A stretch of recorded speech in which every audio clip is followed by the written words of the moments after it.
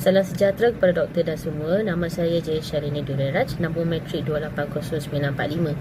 Saya akan membentangkan abstrak kajian iaitu kerajaan sedang melaksanakan sistem audit dan jaminan kritikal berdasarkan Majlis Audit Malaysia LKAN untuk memastikan integriti dan tanggungjawab dalam prestasi pegawai kerajaan dan pekerja.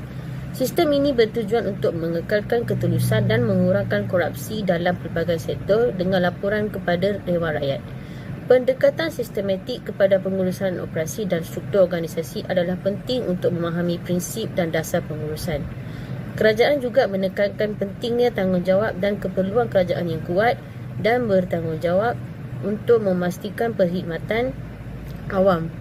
Tujuan utama ialah untuk menunjukkan bagaimana integriti korporat boleh membawa kepada tanggungjawab yang baik di Selangor. Seterusnya, pengenalan kajian. Laporan Ketua Audit Negara ialah dokumen yang dikeluarkan oleh Kementerian Audit Malaysia yang bertujuan untuk memberikan bimbingan dan panduan mengenai pengurusan korporat dan operasi perniagaan di Malaysia. LKAN memberi tumpuan kepada memastikan tanggungjawab ketulusan dan keberkesanan dalam pengurusan korporat. Ia dipimpin oleh Dewan Rakyat dan diseliai oleh Menteri Kewangan dan Jawatankuasa Kira-Kira Wang.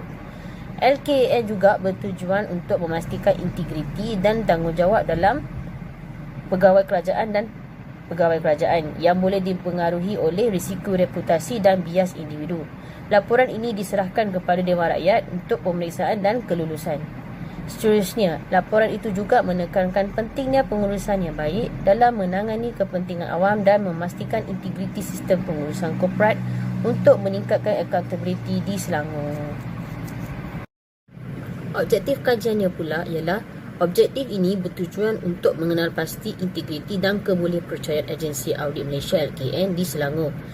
Ia akan mengenal pasti isu-isu yang berkaitan dengan integriti dan kebolehpercayaan dalam proses audit, termasuk yang tidak dinyatakan dalam reputasi atau penilaian individu. Kajian ini juga akan mengkaji kerumitan audit dari proses audit yang paling rendah kepada yang paling penting ataupun yang paling tinggi. Ia juga akan mengkaji keberkesanan kaedah audit lain yang digunakan oleh kerajaan seperti penggunaan agensi mahkamah dalam meningkatkan integriti sistem audit di Selangor dan meningkatkan kuasa dan legitimasi keadilan di negara itu. Sekian daripada saya. Terima kasih. Bismillahirrahmanirrahim. Assalamualaikum warahmatullahi wabarakatuh.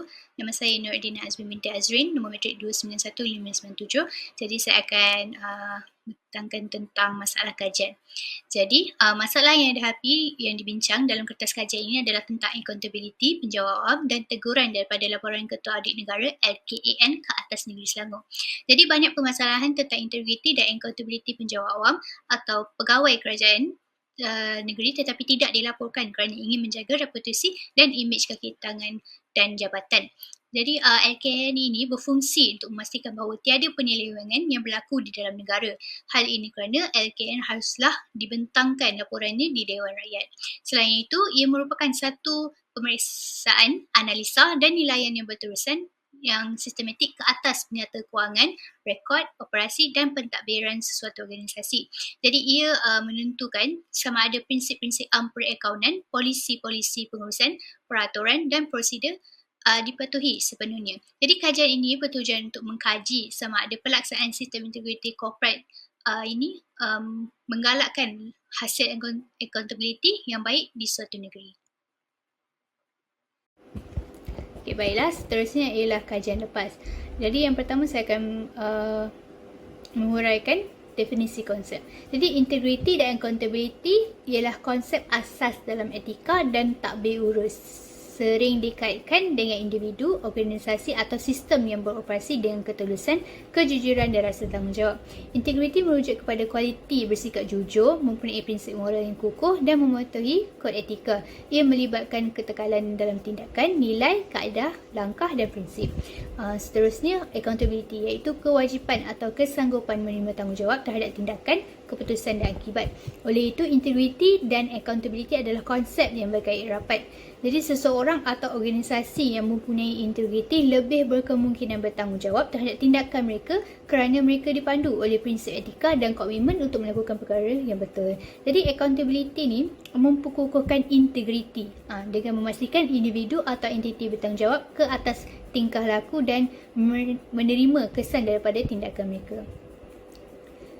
Yang seterusnya ialah amalan integriti dan accountability di sektor awam. Jadi penipuan dalam pengurusan diikuti dengan pencurian inventory, perbelanjaan sia-sia dan membazir, penipuan perolehan dan sebagainya.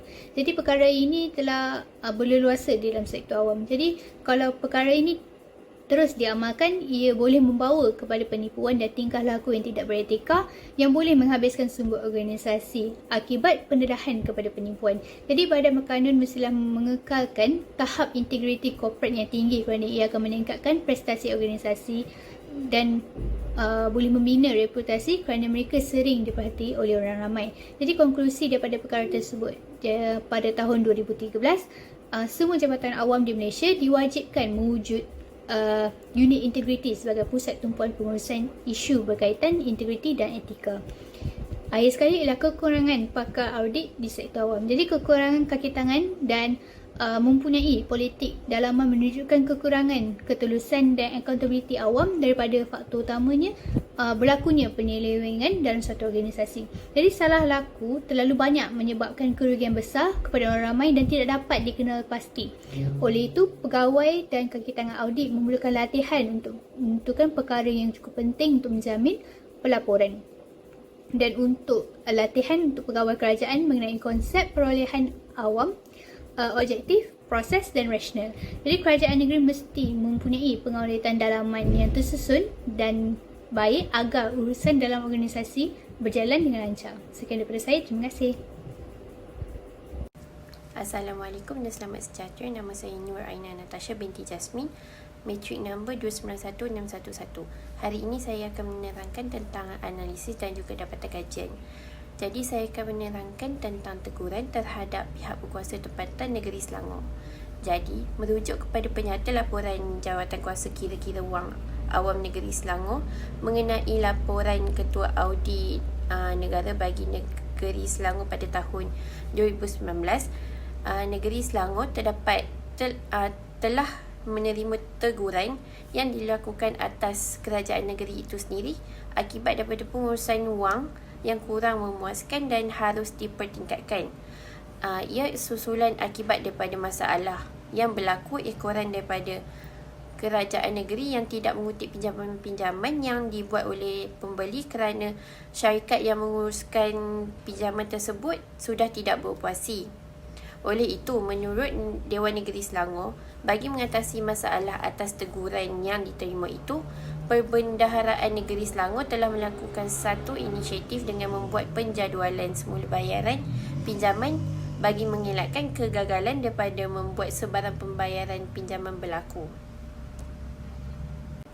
Kemudian saya akan meneruskan pembintangan saya dengan menerangkan tentang sijil Ketua Audit Negara mengenai penyata kewangan.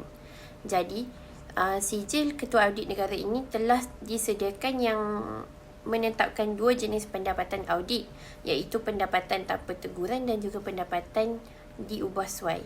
Saya akan menerangkan tentang pendapat tanpa teguran, di mana pendapat tanpa teguran ini merujuk kepada pandangan atau ulasan yang diberikan tanpa sebarang kritikan atau amaran terhadap amalan atau tindakan kewangan yang telah dilakukan. Dalam konteks ini, pendapat merangkumi pandangan atau penilaian terhadap keadaan kewangan,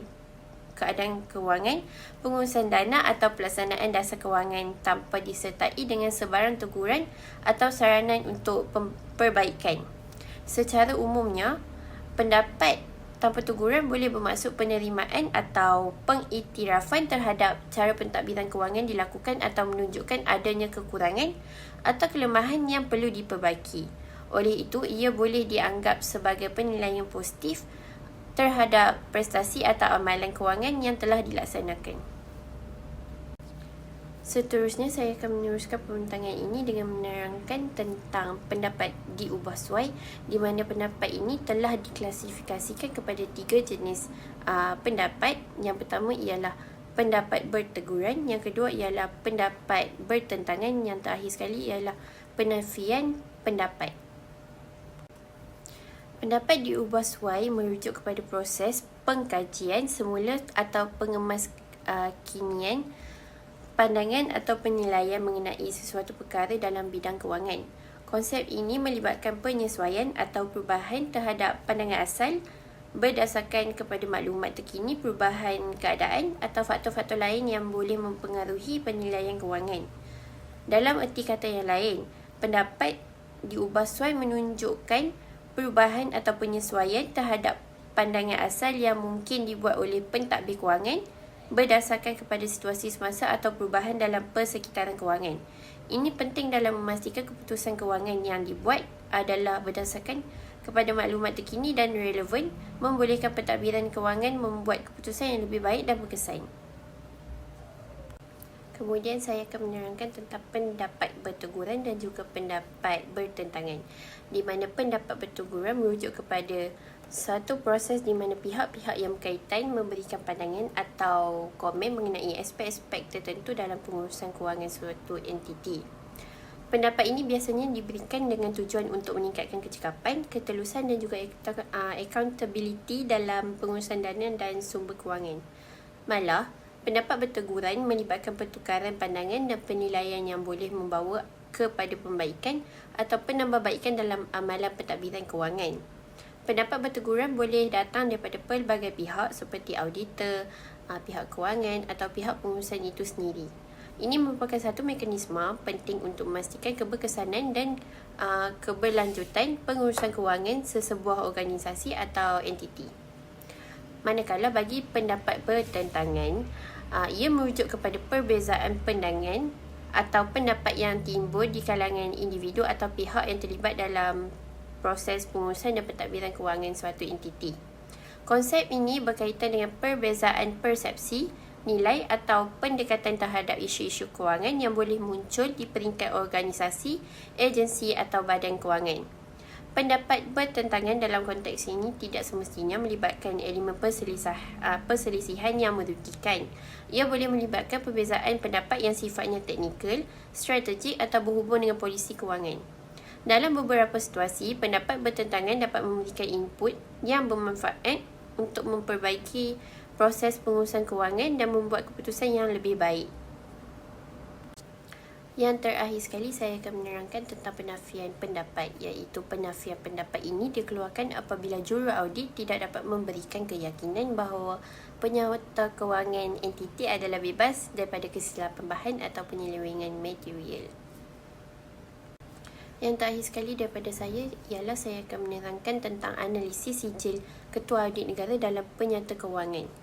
Seperti yang telah ditunjukkan dalam rajah tersebut, berdasarkan jadual 1 ataupun rajah yang telah ditunjukkan, sijil tanpa teguran telah dikeluarkan ekoran daripada 87 bilangan penyata kewangan daripada tahun 2018 sehingga 2022 yang terdiri daripada beberapa jenis pendapat audit, iaitu pendapat tanpa teguran, pendapat tanpa teguran dengan perenggan penegasan perkara serta pendapat tanpa teguran dengan perenggan hal-hal lain.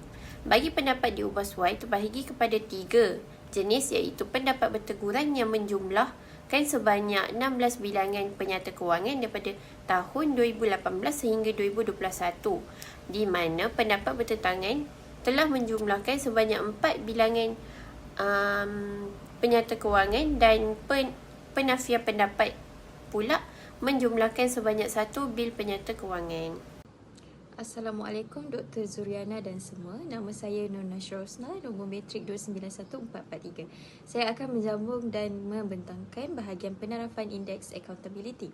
Pertama sekali, dari segi konsep dalam bidang pengurusan kewangan, konsep audit dan accountability awam sering berkait dan sangat penting. Accountability awam memegang peranan penting terutamanya dalam konteks mengaudit akaun awam.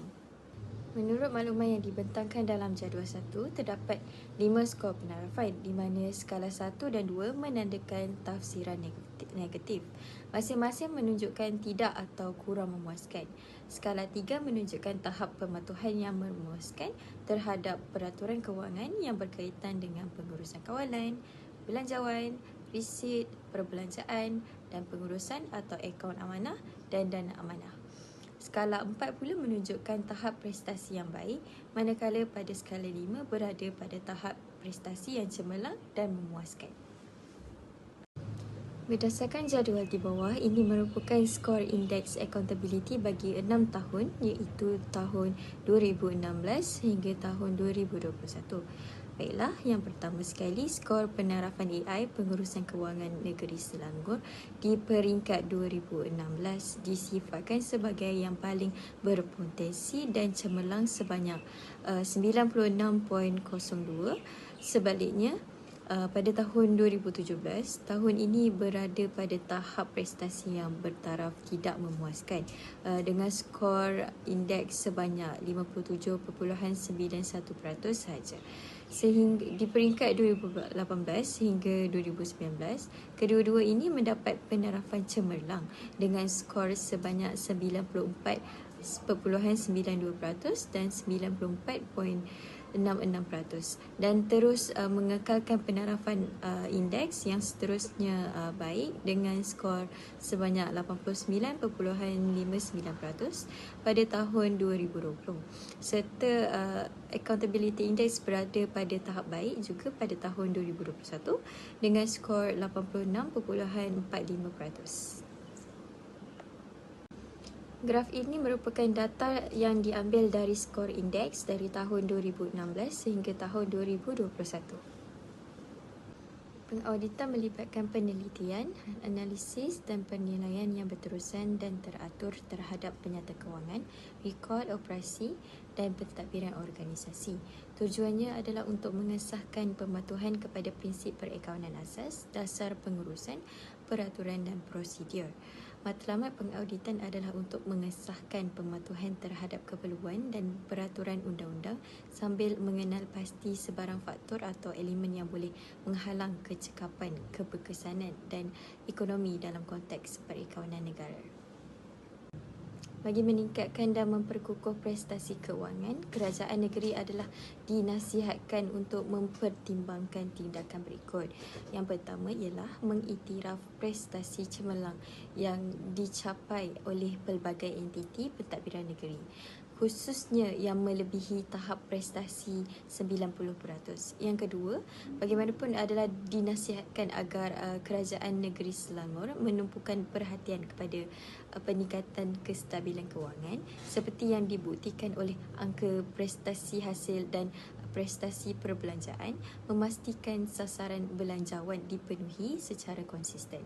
Dan yang terakhir, yang ketiga, selain itu kerajaan digalakkan untuk mengekalkan momentum positif dalam pengurusan kewangan yang disaksikan pada tahun 2019, 2020 dan 2021 dengan penekanan pada pengekalan kedudukan lebihan dan mengoptimalkan peruntukan sumber untuk mencapai tahap prestasi tinggi secara konsisten.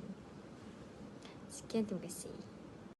Seterusnya ialah pandangan kritis. Pandangan kritis boleh dilihat terhadap audit dan indeks accountability di sesebuah negeri melalui kadar keberkesanannya, ketelusan dan menilai sama ada aktiviti, projek dan program kerajaan negeri dilaksanakan dengan berhikmat, cekap dan berkesan.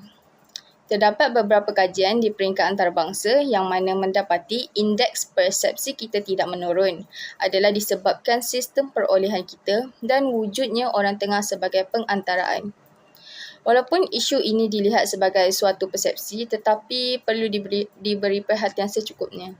Masalah ini perlu ditangani dan diselesaikan dengan secepat mungkin bagi mengurangkan persepsi terhadap pencegahan rasuah di negara ini daripada kalangan masyarakat dan pelabur-pelabur luar. Isu berkaitan audit ini perlu diberi perhatian dan dibincangkan di mana peranan pegawai kerajaan dan ahli politik perlu diperjelaskan. Yang terakhir adalah rumusan kepada tahap profesionalisme, etika dan integriti kerajaan negeri Selangor. Nilai profesionalisme boleh ditafsirkan sebagai suatu set ciri, ilmu pengetahuan, kepakaran, sikap dan nilai dalam menjalankan satu profession. Situasi ini amat membimbangkan kerana Malaysia bakal berhadapan dengan masalah tenaga kerja profesional sekaligus merencatkan status bagi mencapai negara maju. Yang kedua ialah nilai etika. Etika semasa melakukan pekerjaan dapat disimpulkan sebagai panduan tingkah laku yang diikuti oleh manusia yang mempunyai kaitan rapat dengan kehidupan. Hubungan etika kerja profesional yang bergantung dengan kehidupan manusia pasti akan digunakan untuk mengawal tingkah laku ahli profesional dalam bentuk menyeluruh untuk melakukannya dan meninggalkan perkara yang mendatangkan kesalahan sama ada di sisi undang-undang maupun statusnya sebagai profesional. Dan yang ketiga ialah nilai integriti. Nilai integriti Kerajaan Negeri Selangor memperoleh banyak kontroversi kerana terdapat teguran yang dikeluarkan oleh LKAN kepada pihak berkuasa tempatan Selangor dan sijil Ketua Audit Negara berkaitan dengan isu penyata kewangan teguran yang direkodkan. Ketelusan dan keterbukaan yang dituntut oleh accountability awam telah terbukti dalam pemeriksaan dan pengesahan menyeluruh yang dijalankan semasa audit. Ia sedikit sebanyak akan menjejaskan imej pembangunan dan menyebabkan banyak masalah awam tidak dapat diselesaikan. Sekian itu sahaja daripada kumpulan kami. Terima kasih.